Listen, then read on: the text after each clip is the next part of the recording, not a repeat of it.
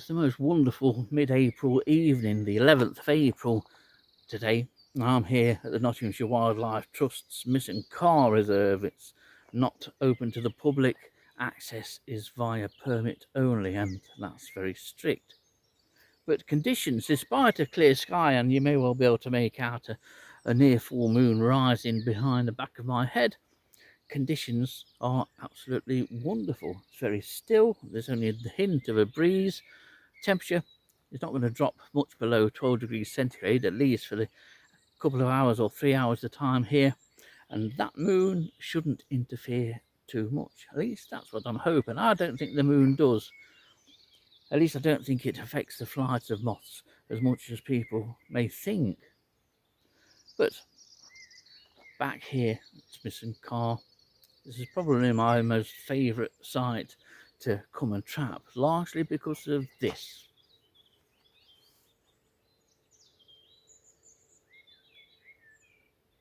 Other than the birds, the only thing I can hear is farm machinery in the distance. This is a lovely, peaceful place, till I go and put the generator on.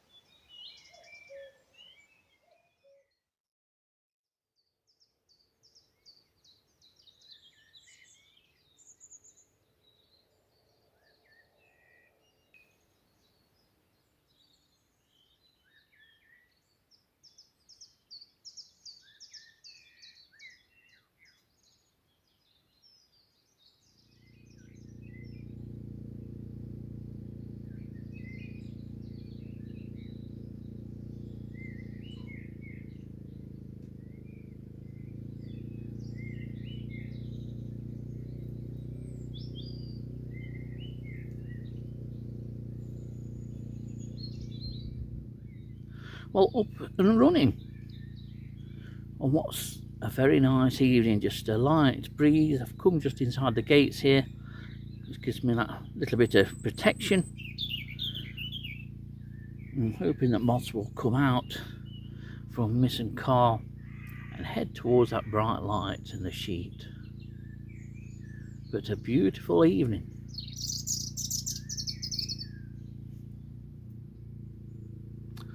Well, it's still early days, but there has been another micro moth in addition to the Eclaris ferragana and Atana that came past earlier on, and the species that I think is still knocking around is Agonopteryx ultramariana. It's a fairly common Agonopteryx and a nicely identifiable one too. No chance of any real confusion with ultramariana. Nice to also get a couple of micros to start things off. No larger moths yet. I suspect that water carpets may start flitting around any time now. It's still quite light up above, and there's plenty of time for moths to come in, and a temperature of 13 centigrade, which in terms of the nighttime temperatures over the last fortnight or 3 weeks is positively balmy, hence the reason why I'm still in my new t-shirt, although there is a jumper at hand just in case the temperature drops. But a very nice evening, and nice to be back here. Well, that's the general scene. Very quiet on the moth front. The only other species that I have found, and it was on one of the posts on the gate across from where we're looking from now, and it's another Agonopteryx, an Agonopteryx ocellana. That's not an Agonopteryx that I've recorded regularly, but the temperature is still lovely, and it's an absolutely beautiful night. It's a beautiful spring night.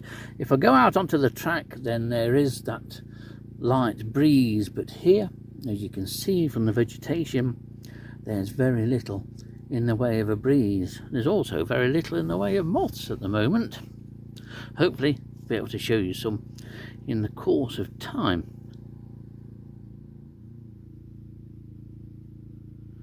Well, I've just had something so unusual that it's an absolute first for me. I was just getting ready to film a Hebrew character which came in about 10 minutes ago, and because of the lack of any moth activity, I thought, well, I'll just get a clip of that and then I can overlay that with some voiceover. As I was crouching down to do that, I saw something out of the corner of my eye, turned, and within a few feet of me, fluttering away, I thought initially it was a really big moth, but it was a bird, a small bird. Don't know what kind it was, didn't get much chance to see it, but it was probably maybe something like jiff chaff, I don't know. And it was within 2-3 feet of my face, and all of a sudden fluttered and did an about turn. I've never had that before. So that was really strange. Can't get over it. I wondered what the hell it was. Whether it was coming in, seeing the flies on the sheet or not, I don't know, but it's something so unusual. I'd be interested to learn if anyone else has had a similar tale. I know many years ago, when I first really started light trapping, and I used it was a Coleman lantern with 2 small tubes in it. And I did have a rabbit run out of lound wood. I ran straight into it. It was fine, but that's the only other similar occurrence. I was as startled as this little bird was. I dare say it's left a deposit, and hopefully I'm not sat in it. But in the meantime, Pale Prominent has just come in. In fact, there are 2 pale prominents in now. So hopefully the number of moths coming into light is going to start and pick up. Well, there's certainly 2 pale prominents in the light, but I suspect that there may well be 3, and that one of those 3 is actually a female. But this one has settled down on the edge of the box on which the light sits, and is nice to see. These are fabulous moths. They really are quite cryptically marked, very well camouflaged, but it's the palps, the huge palps on these right at the head end. They make them distinctive enough, and with this being a male, has nice feathered antennae too. Super moth, absolutely super things these, and quite variable too. So nice to have a new species for the year and something new that I can show you. So 2, maybe 3 pale prominents, and there's a pale tussock been in too, but I think that has been and gone. And we have this just come in as well. This is another new species for the year, and a purple thorn, and what a moth. I do have a thing for all of the thorn moths. I like their sort of stance, their posture, and the way they hold the wings. And these are particularly well camouflaged. If you put these in amongst leaf litter, you can't see them. They're fabulous things. It's an absolute beauty of a moth. In some ways, I suppose it would be nice if the wings were held flat when at rest, but these aren't. And to be honest, quite often the beauty of these moths is on the undersides of the wings. It's more contrastingly marked than early thorn, which may well drop in, but a lovely moth. Well, as you saw at the end of that clip, that purple thorn got bashed by something coming in. What bashed it was a lunar marble brown, but fortunately it has settled back down again, that purple thorn, and this allows me to show you the characteristic resting position of the thorns. There are some slight variations into how wide the wings are held open, but you can also see what a beautiful moth purple thorn really is. Absolutely beautiful.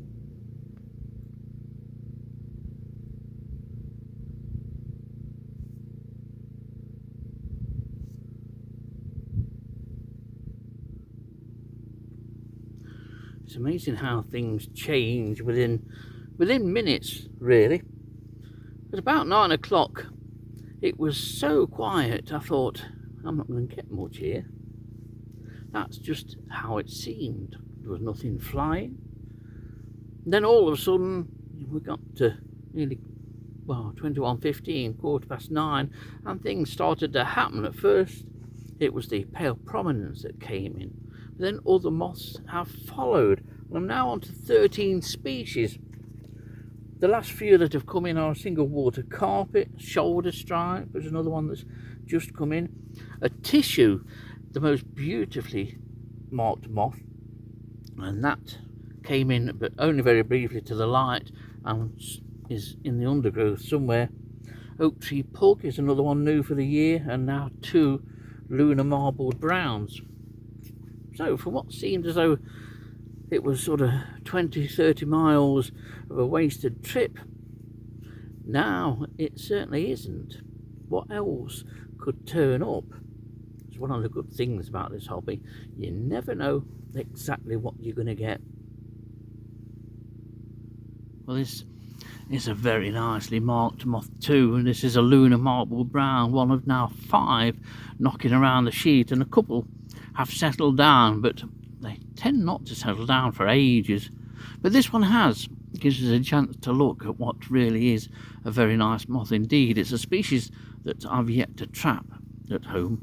I would love to trap one of these. One has been trapped at a garden not too far from where I live, but from my own garden it remains particularly and rather annoyingly absent. But if you, again, as with the oak tree pug, if you trap and you live quite close to a number of trees or deciduous woodland, then you could well expect this beautiful moth. Good numbers will turn up at the light if you're trapping deciduous woodland. We used to get lots of these at Sherwood Forest, and there's good numbers here too at Misson Carr. So, lunar marble brown, one of 5 so far at the light. Now here's a nice chance, while it's a bit quiet on the sheet, to show you this pug. This is an oak tree pug, and it's a really nicely marked specimen, very fresh. This one, it's a species that does fly from April onwards, and it's an absolute cracker, this one. I may well take this home to photograph it later tomorrow. But it's a species of pug that you can expect early in the year if you're trapping from home in a suburban garden, especially if you're close to any deciduous woodland or hedgerows containing trees. It's a really nice pug and fairly easy to identify. This time of year you're limited to the number of pugs on the wing, but it's a cracking example, this one. So that's oak tree pug.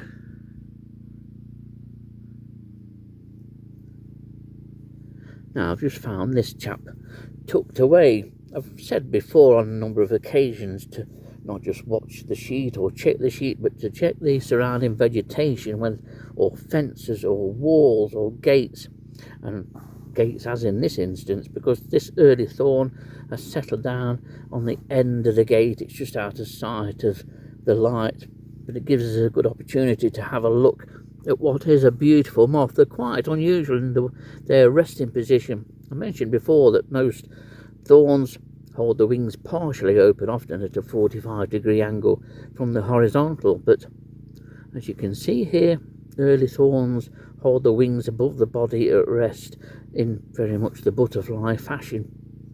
Nicely marked in various shades and very attractive shades of browns, almost russet browns, and a very nicely marked moth indeed, and also common enough to occur in urban gardens quite regularly early in the year. There is a second brood late in the summer, and the adults of those look quite different. They're quite differently marked to this individual here, and usually smaller too. But a very nice moth, and one that you're soon going to catch if you begin your trapping at home this time of year. So that's early thorn. There's been a glaring absence from this evening. Normally, at least on the last 2 or 3 trapping sessions that I've done, I've been saying that probably the most common moths this evening will be the orthoses. They'll be the moths that make up the bulk of the catches. Now the orthoses are the quakers and the like, including Hebrew character and clouded drab, and a number of others. But apart from 2 Hebrew characters, and at the moment 2 clouded drabs which had just dropped in, there's been no sign whatsoever of any of the Quakers. Most unusual. So what I'm going to do, it's 22:35 now, I'm nearly 22:40, and I'm going to have another cup of tea and see if moths still continue to come in. The temperature is now 8 centigrade. It's dropped off quite quickly in this last half hour. So we'll have another cup of tea and we'll see if anything comes in, whether the Quakers start to come in, because they may bring something unusual in with them. Another early thorn has just come in too. So, cup of tea time it is.